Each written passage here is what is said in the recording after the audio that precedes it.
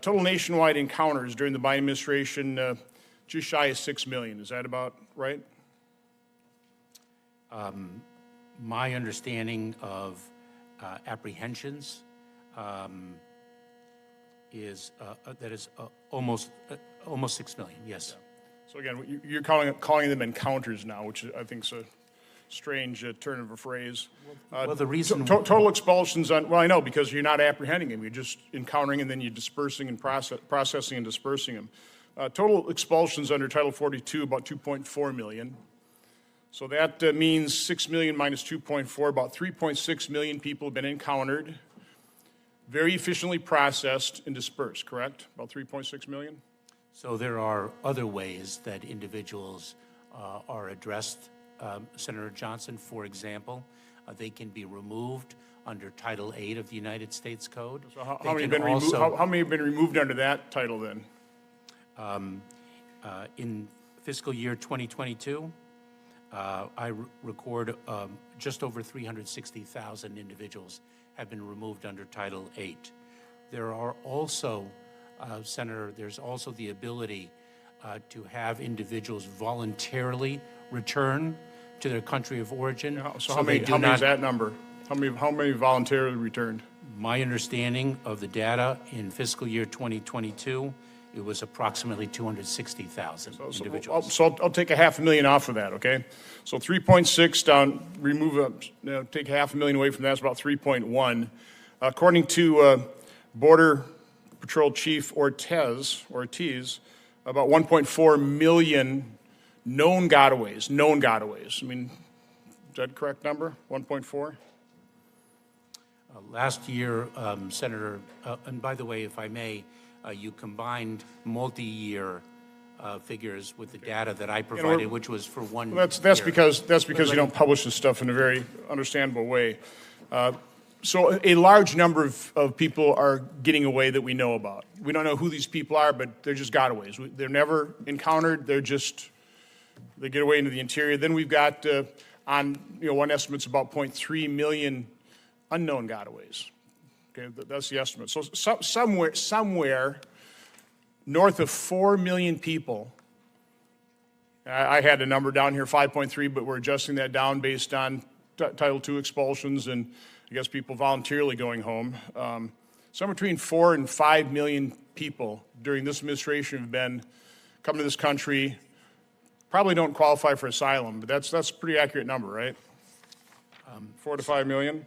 Senator, let me first communicate a premise, which is we are very, very focused on the security of our border. No, you're not. No, you're not. I don't want to listen to that. So basically what we're looking at is 22 states have populations less than 4 million people. 28 states have populations less than 5 million people. That is the magnitude of the problem. Do you know how many dead bodies were discovered on the southwest border in fiscal year 2022? Senator, when you listen, I don't have much time. Do you know how many dead bodies were discovered? Senator, this is precisely why we are seeking to make sure. I'm not looking for do you know how many dead bodies were discovered in 2022? What's the number? Senator? It's 890, according to a news article in the Wall Street Journal, which I'd like to enter in the record. I'd also like to, can you enter that in the record? Thank you. I'd also like to enter into the record a couple of New York Times articles, oddly enough, written by Hannah Dreyer. This one is published on February 25th, 2023. It's titled, "Alone and Exploited, Migrant Children Work Brutal Jobs Across the U.S." I just want to quote from this article, "But as more and more children have arrived, the Biden White House has ramped up demands on staffers to move children quickly out of the shelters and release them to adults. Caseworkers say they rush through the vetting process." It goes on, "Data obtained by the Times show that over the last 2 years, the agency could not reach more than 85,000 children. Overall, the agency lost immediate contact with about a third of the migrant children." It goes on, "It's going to be a business for some of these co-sponsors," said one of the people trying to place these folks, one of the caseworkers. But the caseworkers at those agencies said the HHS regularly ignored obvious signs of labor exploitation. In interviews with more than 60 caseworkers, most independently estimate that about 2/3 of all unaccompanied children end up working full-time. It goes on, as the government, we've turned a blind eye toward their trafficking, says Doug Gilmer, the head of Birmingham, Alabama Office of Homeland Security Investigations, a federal agency that often becomes involved with immigrant cases.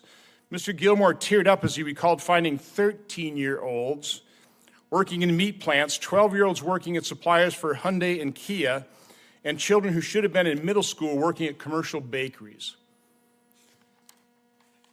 Mr. Secretary, do you know how many young girls are sex trafficked?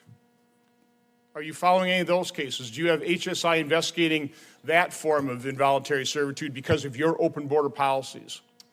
Senator, our Center for Combating Human Trafficking presents one of our greatest priorities within the Department of Homeland Security. It is precisely why I've taken two important steps.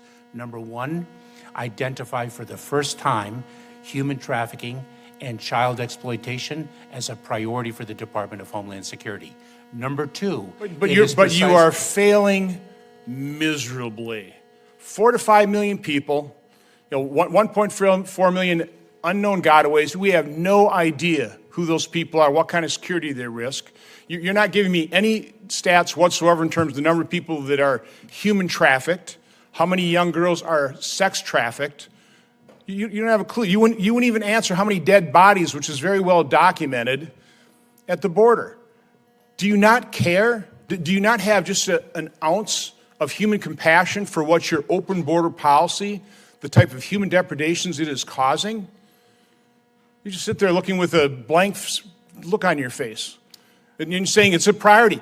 If it's a priority, how did we let 4 to 5 million people in this country in a little more than 2 years? 4 to 5 million people.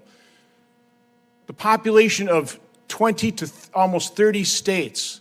And you're saying this is a priority? Mr. Secretary, you ought to resign. Senator Johnson, Mr. Secretary, sorry, I'd like you to respond to. Well, I have a number of responses. The senator mischaracterizes our policies with respect to the security of the southern border. The senator, of course, disparagingly mischaracterizes our commitment to address human trafficking and the exploitation of vulnerable individuals, including children. And the senator misstates the data because he confuses encounters with unique individuals. But a number of things I'd have to say in addition to the senator's statements, and I would look forward to doing so, Senator Johnson, subsequent to this hearing.